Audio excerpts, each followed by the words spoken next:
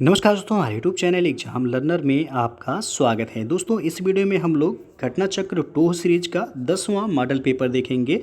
इसके पहले जो है 9 मॉडल पेपर अपलोड कर दिए गए हैं, तो जो लोग नहीं देखे हैं तो आप चैनल के प्ले लिस्ट में जाके आप सभी वीडियो को देख सकते हैं। साथ में करंट अफेयर्स का भी वीडियो पेट एग्जाम के लिए अपलोड किया गया है, तो उसे भी आप लोग देख लीजिएगा। जो परीक्षा के लिए काफ़ी महत्वपूर्ण है वो। तो वीडियो को लाइक शेयर कर दीजिएगा। चैनल पर पहली बार आए हैं तो सब्सक्राइब कर लीजिएगा, बेल आइकन को प्रेस कर लीजिएगा, जिससे आने वाले अगले वीडियो का नोटिफिकेशन जो है आपको पहले मिलता रहे। तो आइए शुरू करते हैं। तो पहला प्रश्न है, सूची 1 को सूची 2 के साथ यहाँ मिलान करना है और कोड के माध्यम से बताना है कि कौन सा विकल्प यहाँ सही हो जाएगा। तो सबसे पहले दिया गया है भारत शासन अधिनियम कब आया, तो यह आया था भारत शासन अधिनियम 1935 में। ए का हो जाएगा पहला। क्रिप्स प्रस्ताव 1942 में आया, बी का हो जाएगा यहाँ पे चौथा। अगस्त प्रस्ताव 1940 में आया, सी का हो जाएगा दूसरा। और बेबेल योजना तो आपका 1945 में होगा, डी का तीसरा। 1 4 2 3 जिस ऑप्शन में होगा वह सही होगा। तो 1 4 2 3 आप देख सकते हैं कि बी विकल्प सही होगा यहाँ पे। दूसरा प्रश्न है, एक वर्ष में स्वराज का नारा गांधी जी ने कब दिया, तो यह नारा दिया गया था गांधी जी के द्वारा असहयोग आंदोलन के समय में। असहयोग आंदोलन शुरू कब हुआ, तो 1 अगस्त 1920 को असहयोग आंदोलन जो है औपचारिक रूप से प्रारंभ किया गया था। गांधी जी ने असहयोग आंदोलन शुरू होने के 1 वर्ष के भीतर स्वराज प्राप्त करने का जो है नारा दिया था इन्होंने। तो बी विकल्प सही हो जाएगा यहाँ पे। तीसरा प्रश्न है, जब रॉलेट एक्ट पारित हुआ था उस समय भारत का वायसराय कौन था, तो यहाँ पे देखा जाए सी विकल्प सही होगा, लॉर्ड चेम्सफोर्ड था। लॉर्ड चेम्सफोर्ड वर्ष 1916 से लेकर के 1921 तक भारत के वायसराय रहे। इन्हीं के कार्यकाल में ही 1919 में रॉलेट एक्ट पारित हुआ था और इसी के समय में ही जो है जलियांवाला बाग हत्याकांड भी हुआ था। तो ये भी प्रश्न बन सकता है कि जलियांवाला बाग हत्याकांड के समय जो है वायसराय कौन था, तो लॉर्ड चेम्सफोर्ड था। अगला क्वेश्चन है, निम्नलिखित सत्याग्रहों में से किसका नेतृत्व महात्मा गांधी ने नहीं किया था, तो इसमें आपका सी ऑप्शन सही होगा, बारदौली।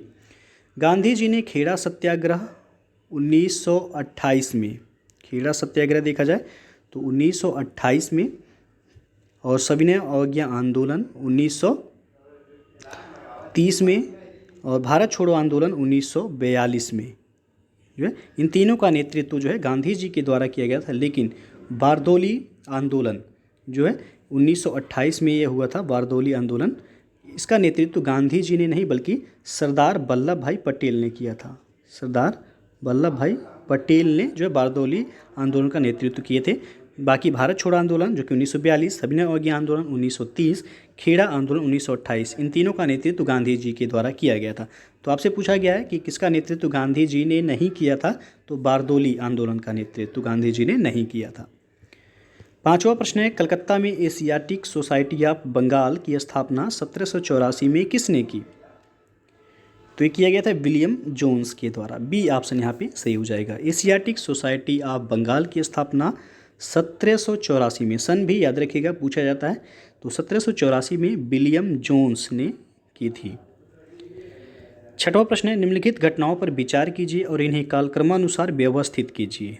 तो सबसे पहला दिया गया कन्नौज का युद्ध, फिर है चौसा का युद्ध, फिर है तालीकोटा का युद्ध, और चौथा है आपका खानवा का युद्ध।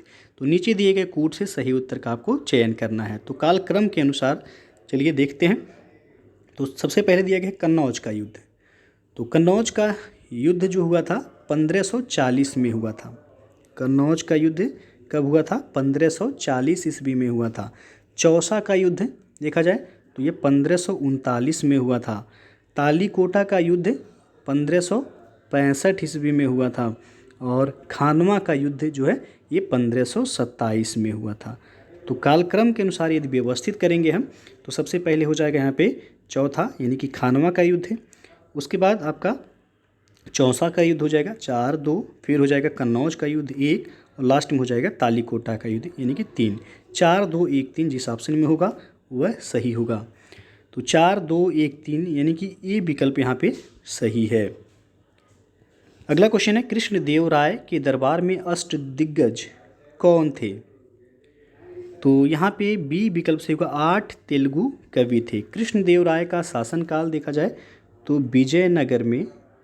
विजयनगर में साहित्य का क्लासिकी युग माना जाता है। उसके दरबार को तेलुगु के 8 महान विद्वान एवं कवि थे जिन्हें अष्टदिग्गज कहा जाता है, और इसलिए इसके शासनकाल को यानी कि कृष्णदेव राय के शासनकाल को तेलुगु साहित्य का स्वर्ण युग भी कहा जाता है।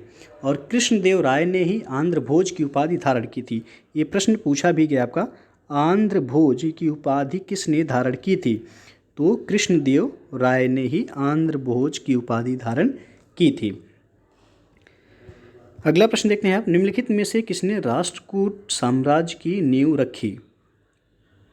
तो ये रखा गया था दंती दुर्ग के द्वारा। बी ऑप्शन यहाँ पे सही हो जाएगा। राष्ट्रकूट वंश की स्थापना जो है 736 ईस्वी में दंती दुर्ग ने की थी, और दंती दुर्ग के संबंध में कहा जाता है कि यह उज्जैनी में उसने हिरण्यगर्भ यज्ञ करवाया था। और जो है इनकी राजधानी कहाँ थी? तो मान्यखेत जो है इनकी राजधानी थी। 9वां प्रश्न देख लेते हैं, सूची 1 को सूची 2 के साथ मिलान करना है और कोड के माध्यम से बताना है कि कौन सा विकल्प सही होगा। तो चलिए देखते हैं, चंद्रगुप्त मौर्य का उपनाम क्या था? तो चंद्रगुप्त मौर्य को सेंड्रोकोटस कहा जाता है, तो ये क्या हो जाएगा यहाँ पे दूसरा। बिंदुसार का उपनाम जो है अमित्रघात था, तो बी का हो जाएगा यहाँ पे तीसरा। अशोक का उपनाम प्रियदर्शी, तो सी का हो जाएगा पहला। और चाणक्य को विष्णुगुप्त के नाम से भी जाना जाता है, तो डी का हो जाएगा यहाँ पे चौथा। 2 3 1 4, तो 2 3 1 4 आप देख सकते हैं कि सी विकल्प यहाँ पे सही हो जाएगा। अगला क्वेश्चन है, सत्यमेव जयते शब्द किस उपनिषद से लिया गया है? तो सत्यमेव जयते यह मुंडकोपनिषद से लिया गया है, ये ऑप्शन सही हो जाएगा यहाँ पे। और सत्यमेव जयते का अर्थ होता है सत्य की ही विजय होती है, और यह भारत के राज्य चिन्ह पर भी जो है अंकित है सत्यमेव जयते। तो पूछा गया किस उपनिषद से लिया गया है? तो मुंडकोपनिषद से लिया गया है, याद रखिएगा, कई बार ये प्रश्न पूछा गया है। अगला क्वेश्चन है, काठमांडू यह किसकी राजधानी है? तो सबको पता होगा काठमांडू जो है नेपाल की राजधानी है, ये ऑप्शन सही हो जाएगा यहाँ पे। नीदरलैंड की राजधानी कहाँ है? तो नीदरलैंड की राजधानी जो है वह हेग में है। और दक्षिण कोरिया की राजधानी है सियोल, और इटली की राजधानी है रोम। तो यहाँ पे काठमांडू पूछा गया किस देश की राजधानी है? तो नेपाल की जो है यह राजधानी है, यानी कि ये ऑप्शन यहाँ पे सही हो जाएगा। अगला प्रश्न आपका, पृथ्वी का सर्वाधिक शुष्क क्षेत्र कौन सा है? तो वह है अटाकामा मरुस्थल, यहाँ पे बी ऑप्शन सही हो जाएगा। अटाकामा मरुस्थल ये दक्षिण अमेरिका में स्थित है। किस महाद्वीप में है अटाकामा मरुस्थल? तो दक्षिण अमेरिका महाद्वीप में यह स्थित है, और यह संसार का सबसे शुष्क मरुस्थल है, और यह पृथ्वी का सर्वाधिक शुष्क क्षेत्र है। इसमें सोडियम नाइट्रेट, तांबा और अन्य खनिज के विशाल भंडार जो है पाए जाते हैं। अगला क्वेश्चन है, भारत का सबसे बड़ा बॉक्साइट उत्पादक राज्य कौन सा है? तो वह है उड़ीसा, ये विकल्प यहाँ पे सही हो जाएगा। और झारखंड इसमें देखा जाए बॉक्साइट उत्पादन में तो दूसरे स्थान पे है, और गुजरात का स्थान तीसरा है बॉक्साइट के उत्पादन में। तो क्रम भी पूछा जाता है कभी कभी, तो पहले स्थान पे आपका उड़ीसा है, दूसरे पे झारखंड, तीसरे पे है गुजरात। अगला क्वेश्चन है, किस राज्य में मानस टाइगर रिजर्व है? तो मानस टाइगर रिजर्व असम राज्य में है, सी ऑप्शन यहाँ पे सही हो जाएगा। और 15वां प्रश्न आपका, LAC जिसे कहा जाता है वास्तविक नियंत्रण रेखा, भारत और किस देश के बीच एक प्रभावी सीमा है यह? तो भारत और चीन के बीच, बी विकल्प यहाँ पे सही हो जाएगा। 16वां प्रश्न है, मीरा सेठ समिति का संबंध किससे था? तो मीरा सेठ समिति का संबंध हथकरघा क्षेत्र के विकास से है, ये विकल्प यहाँ पे सही हो जाएगा।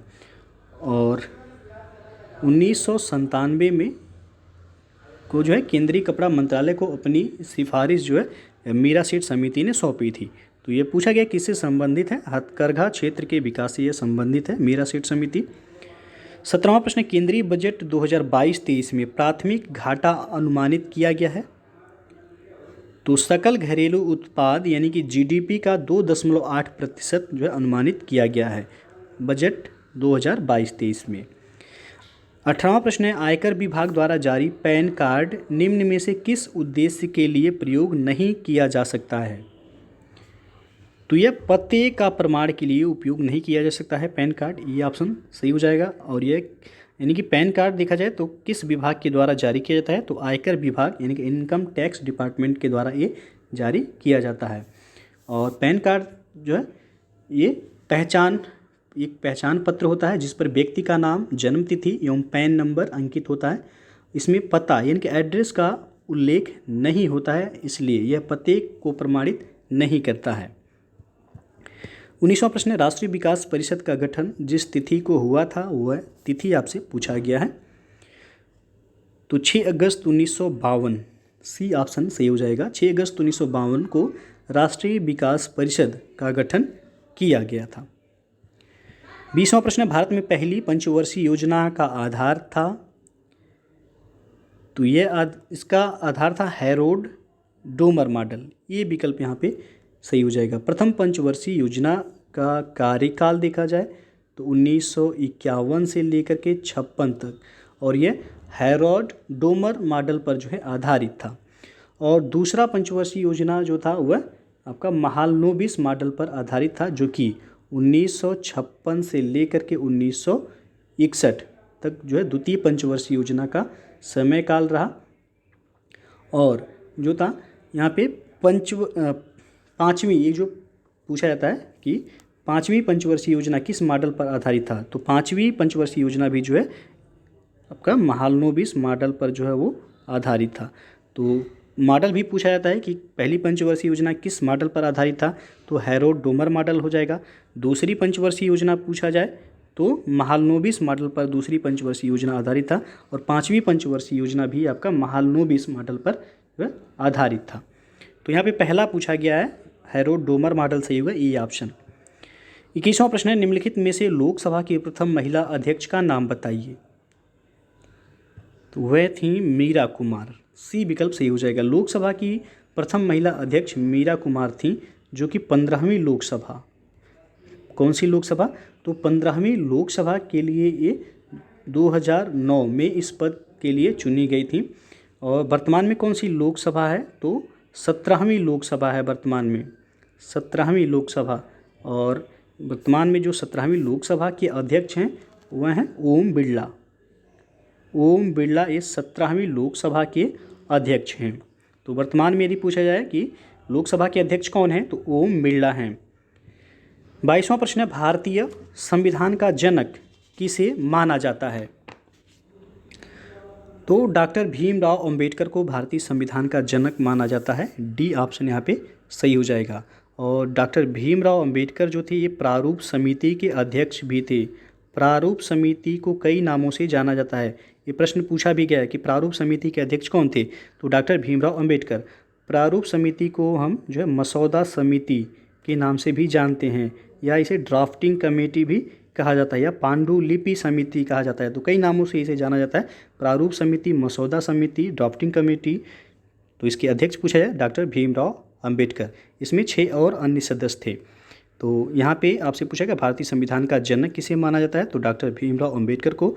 और डॉक्टर भीमराव अंबेडकर ने संविधान की आत्मा किसको माना है, तो अनुच्छेद 32 जो कि संवैधानिक उपचारों का अधिकार से संबंधित है, तो डॉक्टर भीमराव अंबेडकर ने वह संविधान की आत्मा माना था अनुच्छेद 32 को। अगला प्रश्न है, राष्ट्रपति अपना इस्तीफा किसे संबोधित कर देता है। तो यह उपराष्ट्रपति को अपना इस्तीफा जो है संबोधित करेगा, ये विकल्प यहाँ पे सही हो जाएगा। अगला प्रश्न देखते हैं, लोकसभा के पहले उपाध्यक्ष कौन थे। तो लोकसभा के पहले जो उपाध्यक्ष थे वह एम अनंत सैनम आयंगर थे, सी विकल्प यहाँ पे सही हो जाएगा। 25वां प्रश्न है, भारत के संविधान का वह कौन सा अनुच्छेद है जिसमें भारत के नियंत्रक और महालेखा परीक्षक का उल्लेख है। तो ये अनुच्छेद 148 में है। अनुच्छेद 148 में जो है भारत के नियंत्रक और महालेखा परीक्षक, इन्हें कैग कहा जाता है, कैग का वर्णन किया गया है। और भारत के नियंत्रक और महालेखा परीक्षक की नियुक्ति कौन करता है, इस तरह के प्रश्न बनते हैं। तो राष्ट्रपति के द्वारा कैग की नियुक्ति की जाती है, यानी कि नियंत्रक एवं महालेखा परीक्षक की नियुक्ति किसके द्वारा की जाती है, तो राष्ट्रपति के द्वारा की जाती है। बर्डन इनका जो है अनुच्छेद 148 में है। 26वां प्रश्न, इलेक्ट्रॉन का एंटी पार्टिकल क्या है। तो इलेक्ट्रॉन का एंटी पार्टिकल पूछा गया, पॉजिट्रॉन होगा, ये विकल्प यहाँ पे सही हो जाएगा।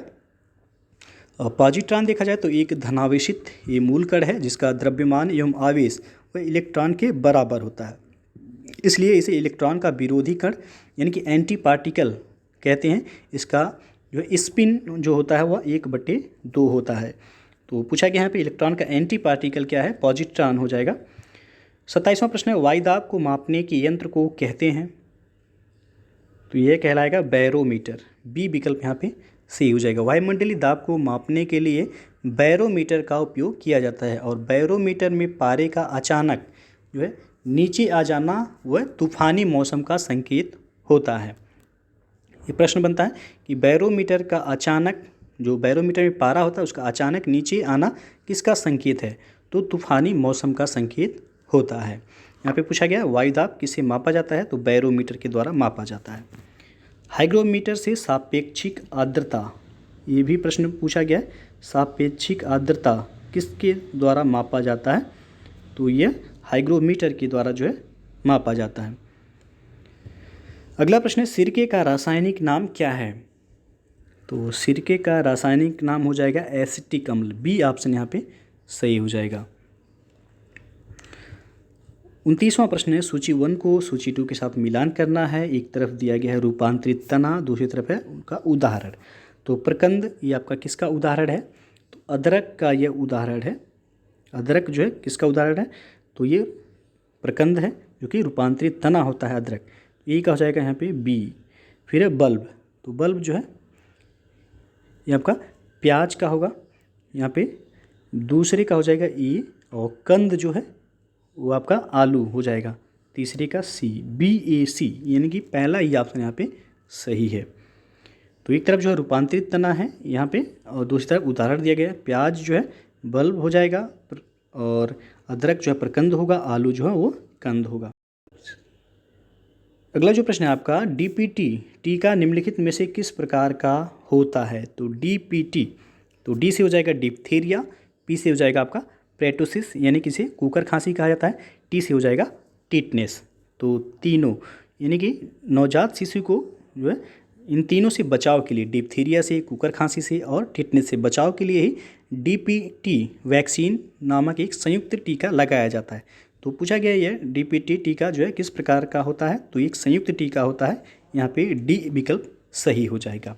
तो दोस्तों ये था आपका घटना चक्र 2 सीरीज का 10वां मॉडल पेपर, जिसमें 30 प्रश्न जो है GS के यानी कि समान अध्ययन के हम लोग हल कर रहे हैं। तो इसके पहले 9 सेट जो है अपलोड कर दिए गए हैं, तो जो लोग नहीं देखे हैं चैनल के प्लेलिस्ट में आप जाके सभी वीडियो को देख सकते हैं। वीडियो अच्छा लगा हो लाइक शेयर कर दीजिएगा, चैनल को सब्सक्राइब नहीं किए हैं तो सब्सक्राइब कर लीजिएगा, बेल आइकन को प्रेस कर लीजिएगा जिससे आने वाले अगली वीडियो का नोटिफिकेशन आपको पहले मिलता रहे। तो वीडियो को पूरा देखने के लिए बहुत बहुत धन्यवाद।